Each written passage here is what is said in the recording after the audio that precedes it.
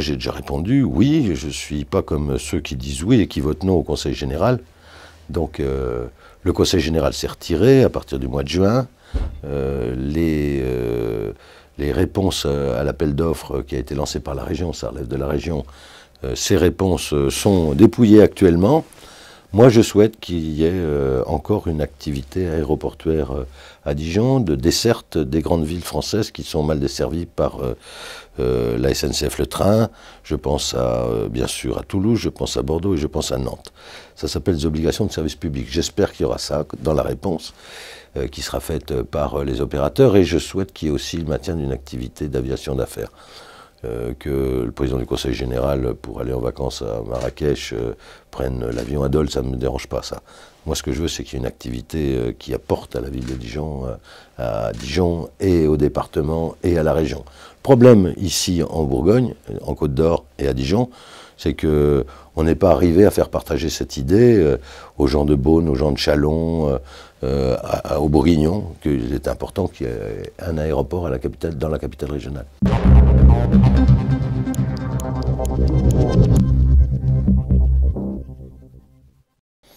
Mais je pense qu'aujourd'hui, les villes sont en train de réfléchir à des notions de marque pour porter leur image.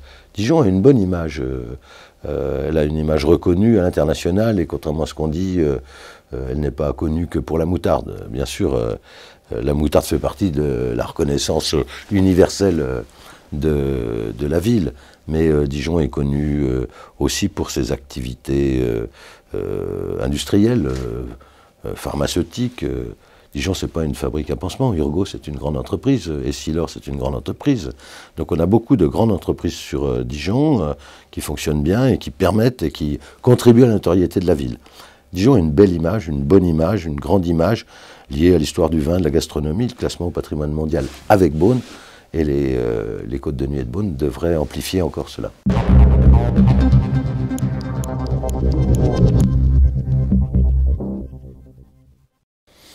Il n'y a pas 36 solutions pour créer de l'emploi. D'abord, il y a plusieurs types d'emplois qu'on peut créer. Il y a l'emploi non délocalisable. Pour ça, il faut continuer de construire des logements.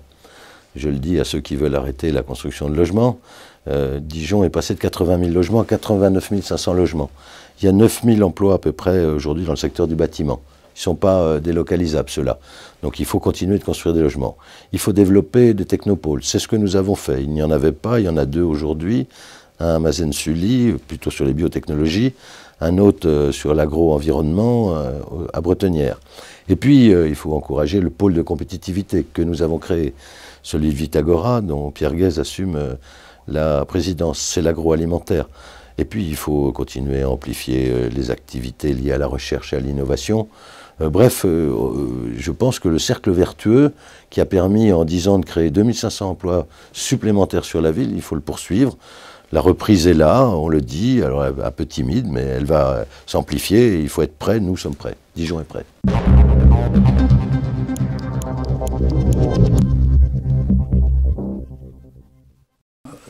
Non, je vais même plus loin, vous voyez, c'est pas il envisage, il a diminué les dotations aux collectivités.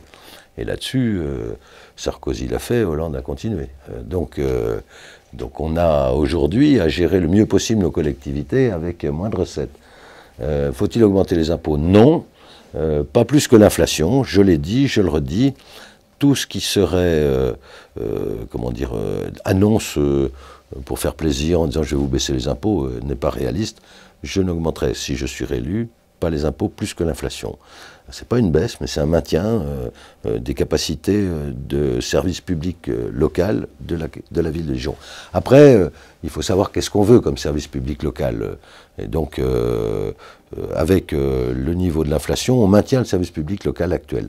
Le service public, c'est par exemple 1200 places de crèche. C'est par exemple 7500 repas servis. C'est par exemple l'accueil scolaire de 7h à 19h. C'est 2 centres Alzheimer. C'est ça le service public. Est-ce qu'on veut plus? Si on veut plus, il faut effectivement augmenter les impôts. Moi, je ne veux pas plus, mais je veux maintenir cela.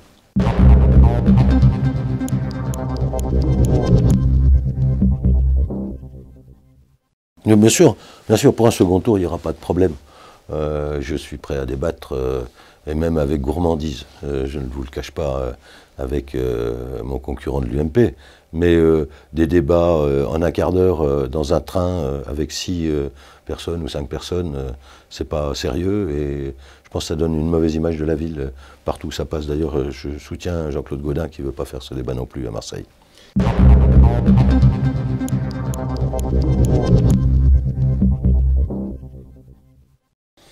Je n'en pense rien.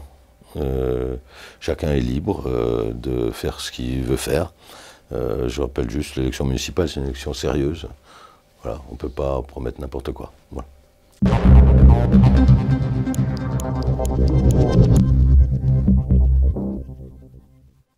François Rebsamen, êtes-vous fier de vos 13 années de mandat? Êtes-vous fier de voir le centre-ville, par votre action, se désertifier? Les Galeries Lafayette viennent de constater ces derniers temps une chute de fréquentation en nombre de clients de 25%. Êtes-vous fier du manque de rayonnement de Dijon? Êtes-vous fier des 125 dépôts de bilan du mois dernier à Dijon? Êtes-vous fier du fait que la population stagne? Merci de me répondre. Je vais juste dire que la population ne stagne pas, elle augmente, mais surtout je suis fier d'être Dijonnais.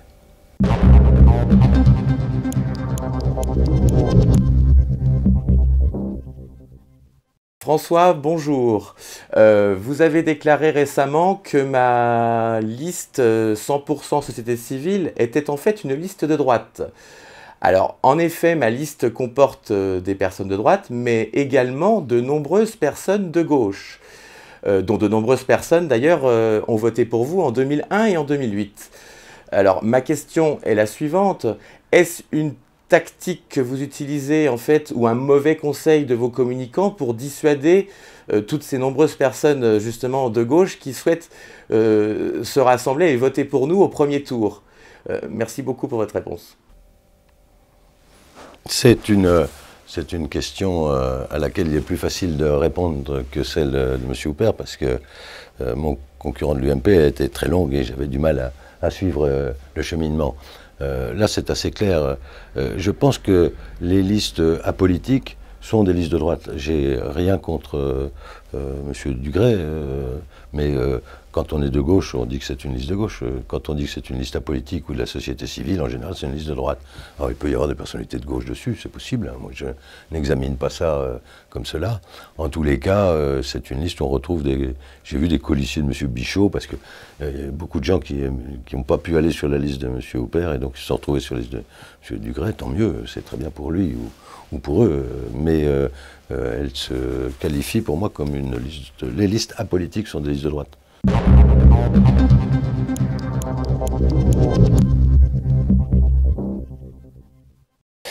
On dit fréquemment que pour se tourner vers l'avenir et proposer sérieusement des choses, il faut avoir un bilan. Je crois que personne ne le nie. En 13 ans, la ville s'est transformée, elle s'est métamorphosée.